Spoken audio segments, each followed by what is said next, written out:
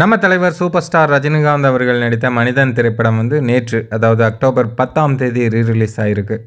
பெரிய அளவில் இந்த படத்தோட ரீரிலீஸுக்கு ப்ரொமோஷன்ஸ் எதுவும் பண்ணலை அப்படின்னாலும் கூட படம் வந்து ஒரு நல்ல வரவேற்பை தான் பெற்றிருக்கு.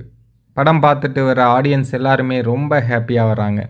அதுவும் தலைவரை வந்து இந்த மாதிரி, அதுவும் பழைய லுக்கில் பார்க்குறதுக்கு எல்லாருமே ரொம்ப ஆவலாக இருக்காங்க இல்லையா? அதனால் மனிதன் படத்தை வந்து இப்போ உள்ள ஜென்ரேஷனும் சரி, அல்லது பழைய ஆட்களுமே முதல்ல பார்த்ததுக்கும் இப்போ பார்த்ததுக்கும், அதாவது தியேட்டரில் பார்க்குறதுக்கு எப்படி இருக்குது அப்படிங்கிறத பார்க்குறதுக்காகவே தியேட்டருக்கு போகிறாங்க. நிறைய பெண் ரசிகர்கள் பேட்டி கொடுக்குறத கூட பார்க்க முடிஞ்சுது. எல்லாருமே தலைவர் வந்து இந்த படத்தில் வேறு லெவலில் இருப்பார், அவரை பார்க்குறதுக்காக தான் வந்தோம் அப்படின்னு பேட்டி கொடுக்குறாங்க. அப்ப நான் தியேட்டர்ல பார்க்கல, டிவில தான் பார்த்திருக்கேன், பார்த்ததில்ல. தலைவரை பார்க்கணும், நான் பயங்கர தலைவர் ரசிகருங்க. அவரை திரையில பார்க்கணும். இந்த படத்துல சூப்பரா இருப்பாரு, ஆளு பார்க்கணுன்றதுக்கோசரம் சூப்பரா. மதுரையிலையும் பல இடங்களில் இந்த படம் வந்து ரிலீஸ் ஆகிருக்கு. அது மட்டும் இல்லாமல் மதுரையில் வந்து ஞாயிற்றுக்கிழமை ஒரு சிறப்பான தரமான சம்பவத்தை பண்ணுறதுக்கு தயாராக இருக்காங்க.